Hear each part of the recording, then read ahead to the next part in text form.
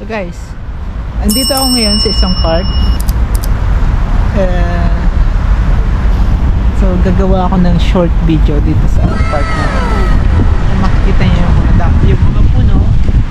Wala nang dahon kasi magwi-winter na. So tara, pasyalan natin to.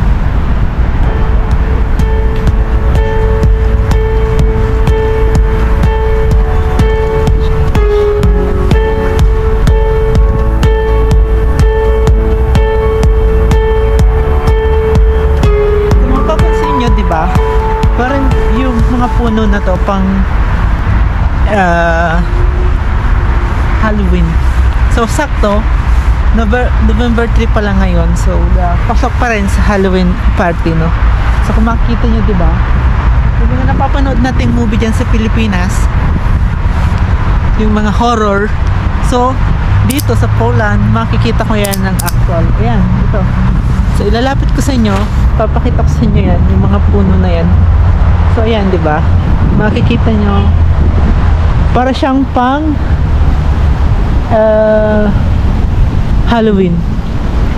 Mga witches yung napapanood natin, 'di ba? Mga stick na lang yung mga dahon. Pero buhay pa yan, hindi pa yan patay. So sisibol ulit ang dahon yan pag dating ng spring season. So ayan, pinakita ko lang sa inyo. Andito ako ngayon sa isang park. So pasyal-pasyal kasi day off ko ngayon.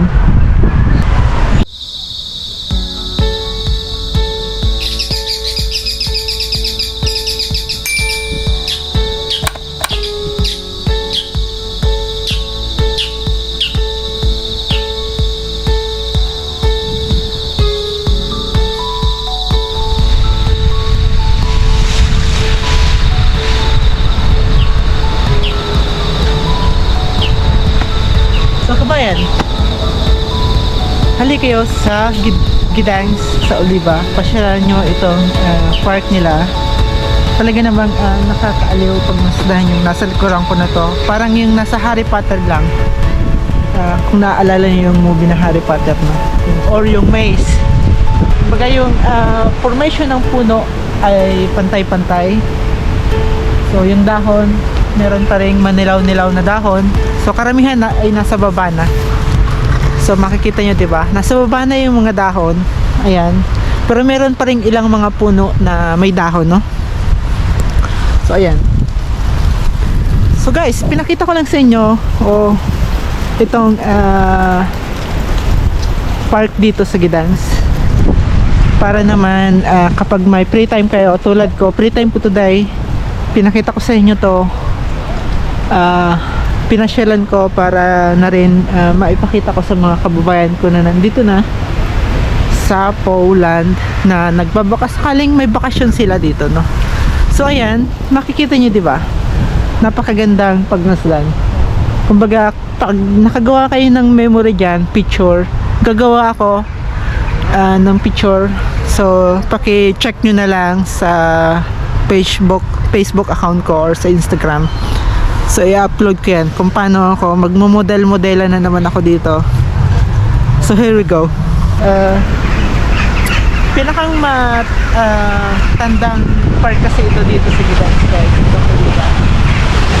So meron din dito ang katedral na pinagmamalaki sila. Kaya naman yung mga matatanda ay dito rin pumupunta. Kasi maganda yung park, yung ambiance na ayos doon. Katulad nito sa harapan ko, diba? Yung maliit siyang lake na ginawa din ng mga lokal na tao dito. Yung dahon, makikita nyo, diba, ang laki, diba, ng mga dahon dito. So ayan, naglaglagan yung mga dahon. So ito yung puno. Makikita nyo yung mga dahon naglaglagan na ito. Utay-utay na, so mahangin din ngayon, kaya yung mga dahon halos ay naubos na sa mga puno. So lahat naglaglagan na. So pinakita ko sa inyo to lugar ng Oliva dito, itong park nila, guys. So ayan, 'di ba, yung small lake na to, napakaganda. Kumbaga yung pagkagawa ng tao dito, ayan, ginawa nilang talaga nila to para sa mga ibon din or sa mga isda or sa mga itik kung tawagin. So dito lang to guys sa Oliva. So di ba makikita niyo naman yung dahon, ayan, yung puno, yung mga sanga. So, ayan. So marami ring mga ibon doon na nagliliparan. Ayun, di ba? Andito pa rin ako sa Oliva Park, mga kabayan or mga kalahi dyan, or mga ka-OFW. So ito yung makikita nyo yung lawa na to, or maliit lang na ginawa dito. Ito yung sinasabi ko sa inyo, ginawa to dito para dito sa mga ibon na yan. Ayan yung mga ibon or mga itik. So kapag tag snow or naglaglag na ang snow, ito wala itong tubig na to, puro snow yan. So ayan yung sinasabi ko, yung mga anong tawag dito, ayan yun yung mga nagliparang ibon na yan. Tsaka itong mga itik na to, naglalangoy yan dito. Yung ibang mga lokal, pinapakain nila yan, diba? O yan, hinabog ko na para makita nyo na ibon yan, hindi yan papel. Ayan, diba? Makikita nyo. Kaya naman maganda tong Oliva Park na to. Kasi nga, kapag ganitong season, autumn, nagdidilawan at kulay brown yung mga sanga ng puno. So ayan, diba? Makikita nyo sa video. Napaka itong mga itik na to nagkano yan dito. So sabi ko nga guys, maraming magagandang place dito sa Poland, lalo na kapag nagpapalit ang season. So kapag summer, iba rin yung ganda, tsaka yung attraction ay kakaiba din. Kapag winter naman, snow, syempre itong mga sanga na to or yung mga puno na to, punong-puno ito ng snow, naglagan. Itong sapa-sapa o lawa na to, maliit na lawa, matigas na snow naman yan, ice yan. So marami pa akong ipapakita sa inyo soon. Puntahan nyo lang yung Facebook account ko, tingnan nyo yung mga video.